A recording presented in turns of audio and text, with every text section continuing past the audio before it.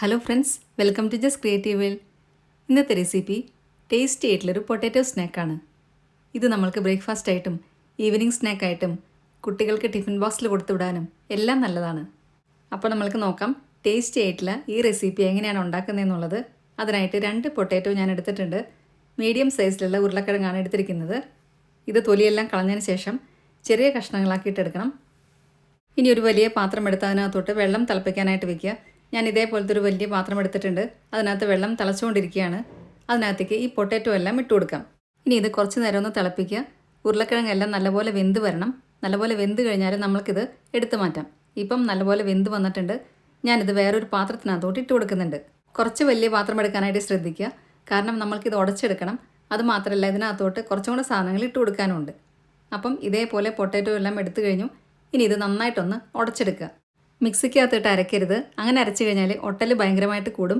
ഇതേപോലെ ഉടച്ചെടുത്താൽ മതി. ഇനി ഇതിനകത്തോട്ട് 1.5 കപ്പ് പൊട്ടാറ്റോ സ്റ്റാർച്ചാണ് ഇട്ട് കൊടുക്കുന്നത്. പൊട്ടാറ്റോ സ്റ്റാർച്ച് എന്ന് പറഞ്ഞിട്ട് നമ്മൾക്ക് വാങ്ങിക്കാൻ കിട്ടും. അതിട്ട് കൊടുത്താൽ മതി. ഇതെല്ലാം കൂടെ ഒരുമിച്ച് ഇട്ട് കൊടുക്കരുത്. കുറേശ്ശെയായിട്ട് ഇട്ട് കൊടുക്കുക. കാരണം നമ്മളെടുക്കുന്ന പൊട്ടാറ്റോൻ്റെ വലുപ്പം അനുസരിച്ച് ചിലപ്പം ഇത് കുറച്ചേ വേണ്ടി വരത്തുള്ളൂ. അതുകൊണ്ട് അത് നോക്കിയിട്ട് വേണം ഇട്ട് കൊടുക്കാനായിട്ട്. ഞാനിതിവിടെ മുഴുവനായിട്ട് ഇട്ട് കൊടുക്കുന്നുണ്ട്. ഇപ്പം 1.5 കപ്പ് ഇട്ട് കൊടുത്തിട്ടുണ്ട്. എല്ലാം കൂടെ നന്നായിട്ടൊന്ന് കുഴച്ചെടുക്കുക. നമ്മൾക്ക് ഇതിനകത്തോട്ട് കുറച്ച് വെള്ളം കൂടെ ഒഴിച്ചു കൊടുക്കേണ്ടി വരും. ഇതിനകത്തേക്ക് നമ്മൾക്ക് കുറച്ച് ഉപ്പും കൂടി ഇട്ട് കൊടുക്കാനുണ്ട്. നമ്മൾ ഇതിനകത്ത് സോയാ സോസ് ഒഴിക്കുന്നുണ്ട്. അതുകൊണ്ട് കുറച്ച് ഉപ്പ് ഇട്ട് കൊടുത്താൽ മാത്രം മതി. കാരണം സോയാ സോസിൽ ഓൾറെഡി ഉപ്പുള്ളതാണ്. ഞാനിവിടെ വെള്ളത്തിനകത്ത് ഓൾറെഡി ഉപ്പിട്ട് കൊടുത്തിട്ടുണ്ട്. അതുകൊണ്ടാണ് സെപ്പറേറ്റ് ആയിട്ട് ഉപ്പിട്ട് കൊടുക്കാത്തത്. നിങ്ങൾക്ക് വേണമെന്നുണ്ടെങ്കിൽ ഇതിനകത്തേക്ക് നേരെ ഉപ്പിട്ട് കൊടുക്കാം. എന്നിട്ട് പിന്നെ വെള്ളം ഒഴിച്ചു കൊടുത്താലും മതി. ചപ്പാത്തി മാവിൻ്റെയൊക്കെ ഒരു പരുവത്തിൽ വേണം നമുക്ക് കിട്ടാനായിട്ട്. ഇത് കുഴച്ചെടുക്കുമ്പം കയ്യിൽ ഒരുപാട് ഒട്ടിപ്പിടിക്കുന്നുണ്ടെങ്കിൽ ചെറുതായിട്ടൊന്ന് എണ്ണ തേച്ച് കൊടുത്താൽ മതി. എല്ലാം കൂടെ നന്നായിട്ട് ഞാനിവിടെ കുഴച്ചെടുത്തിട്ടുണ്ട്. ഈ ഒരു പരുവത്തിൽ വേണം നമുക്ക് കിട്ടാനായിട്ട്. ഇനി ഇതിനകത്ത് നിന്ന് ചെറിയ ചെറിയ ബോൾസ് ആക്കിയിട്ട് നമ്മൾക്ക് മാറ്റിയെടുക്കണം. പൂരി ഉണ്ടാക്കുന്നതിനേക്കാളും തീരെ ചെറുതായിട്ട് വേണം നമ്മൾക്ക് ഉരുട്ടിയെടുക്കാനായിട്ട്. ഇതേപോലെ എല്ലാം ഉരുട്ടിയെടുക്കുക. ഉരുട്ടിയെടുത്തതിന് ശേഷം ചെറുതായിട്ടൊന്ന് പ്രസ് ചെയ്ത് കൊടുക്കുന്നുണ്ട്. ഇതേപോലെയാണ് പ്രസ് ചെയ്ത് കൊടുത്തിട്ടുള്ളത്. ഇനി ഒരു ചെറിയ ബോട്ടിലെടുത്ത് അതിൻ്റെ ക്യാപ്പ് മാറ്റിയതിന് ശേഷം ഇതിൻ്റെ മുകളിലായിട്ട് ചെറുതായിട്ടൊന്ന് പ്രസ് ചെയ്ത് കൊടുക്കുക. എല്ലാം ഇതേപോലെ തന്നെ പ്രസ് ചെയ്തെടുക്കണം. നമ്മളിതെല്ലാം പ്രസ് ചെയ്തെടുക്കുന്നതിന് മുന്നേ തന്നെ കുറച്ച് വെള്ളം അടുപ്പത്തോട്ട് വയ്ക്കുക.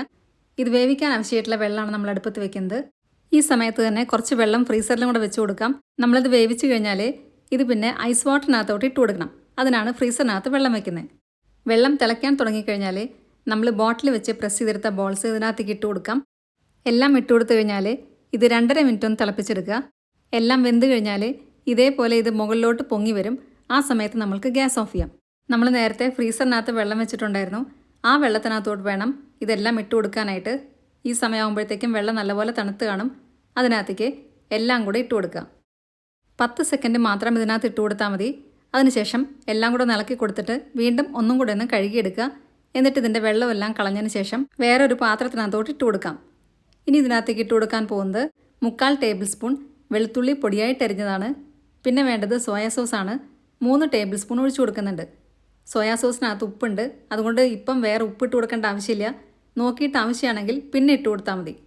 ഇനി വേണ്ടത് 1 ടീസ്പൂൺ പഞ്ചസാര, 1 ടേബിൾ സ്പൂൺ മുളക് പൊടി. ഇത്രയും ഇട്ട് കൊടുത്തു കഴിഞ്ഞാൽ 3 ടേബിൾ സ്പൂൺ എണ്ണ തിളപ്പിക്കാൻ വയ്ക്കുക. അതിനുശേഷം ആ ചൂടായ എണ്ണയാണ് ഇതിനകത്തേക്ക് ഒഴിച്ചു കൊടുക്കുന്നത്.